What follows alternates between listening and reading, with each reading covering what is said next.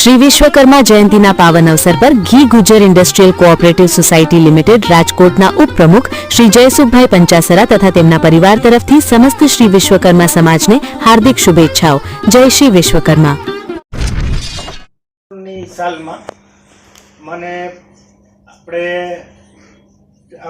ગ્રુપની ત્રીજી મીટિંગ હતી ગજર રાઇટર્સ ગ્રુપની ત્રિમંદિર ખાતે અને ત્યારથી હું જોઈન થયો। એ મારી પ્રથમ મુલાકાત હતી।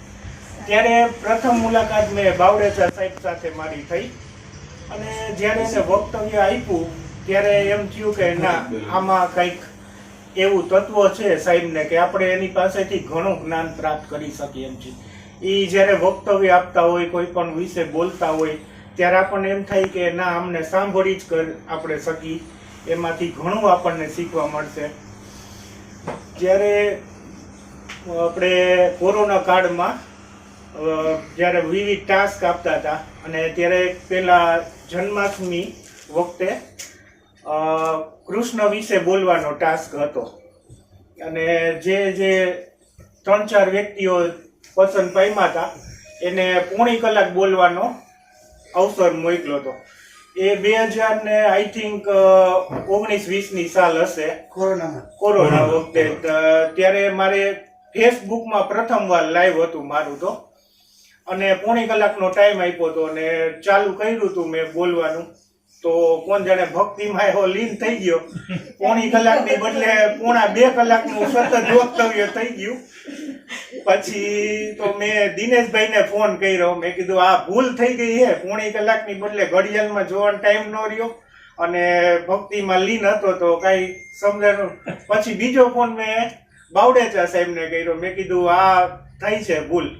મન કે એક એવી ભક્તિમાં લીન હોય ત્યારે એવી દશા થઈ જાય વ્યક્તિની, ત્યારે મને એક દ્રષ્ટાંત આપ્યું એને કે જેમ નરસિંહ મહેતાનો હાથ સળગતો હતો અને એને ખબર ન પડી રાસલીલા જોવામાં એવા વ્યસ્ત હતા, એવી જ તારી દશા થઈ છે। તો મેં કીધું સાહેબ આ તો મન કે આ થોડુંક ધ્યાન રાખવું જોઈએ। મેં કીધું આ સાહેબ એ ભૂલ થઈ ગઈ છે।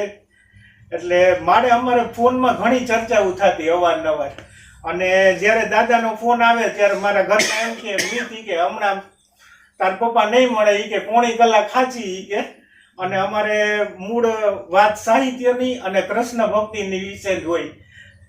બાવડેચા સાહેબને કૃષ્ણ ભક્તિમાં ખાસ રસ અને ત્યારે એને મને કીધું કે મેં સારા વક્તવ્ય સાંભળ્યા છે કૃષ્ણ વિશેના, પણ તે જે પોણા 2 કલાક તું બોલ્યો તો ગોપી વિશે એ કે મેં સારા પ્રોફેશનલ લોકોના વ્યક્તિત્વ એવા સાંભળ્યા છે જેને સ્પીચ આપી હોય, પણ તે જે પકડ કરી હતી ને એ કે બહુ અદ્ભુત હતી। કે આપણો એ કે એકવાર એવો સ્પેશિયલ ટાસ્ક રાખીશું કે જેમાં આપણે કૃષ્ણ વિશે જ બધાય બોલીશું।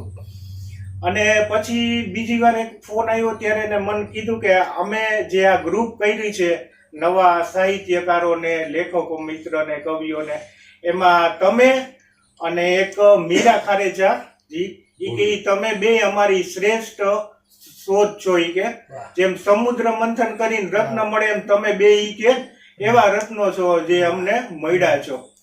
હું અત્યારે પ્રસંગમાં એ જ કહું કે મયુરબેનના તો એ ખાલી પિતા હતા, તો મારા તો એ ભીષ્મ પિતામાં કહું ને તો કારણ કે મને એને જે મેં કૃષ્ણ વિશે લખ્યું અને બોલ્યો ત્યારે મને એમ કીધું કે તમારી પાસે એક તમારા વૈષ્ણવી સંસ્કાર છે, એના વિશે તમે કે આટલું જાણો છો બોલો। તો તમે છે ને એક કલમ, એટલે મેં વિચારતો હતો કે એક કલમ, એટલે મેં કૃષ્ણ મારું સર્વસ્વથી કલમથી ચાલુ કર્યું કૃષ્ણ અને ધાર્મિક વિશે લખવાનું। એટલે બાવડેચા સાહેબની એ જ પ્રેરણા છે। એને શબ્દ હતા કે જો આપણે જાણતા હોય અને આપણે સમાજને ન આપી શકીએ તો આપણે નગુણા કહેવાય। એટલે તમારી પાસે એ નોલેજ છે, તમે એ કે એ કામ કરો અને ત્યારથી જ મેં એ કલમ લખવાની ચાલી કૃષ્ણ મારું સર્વસ્વ।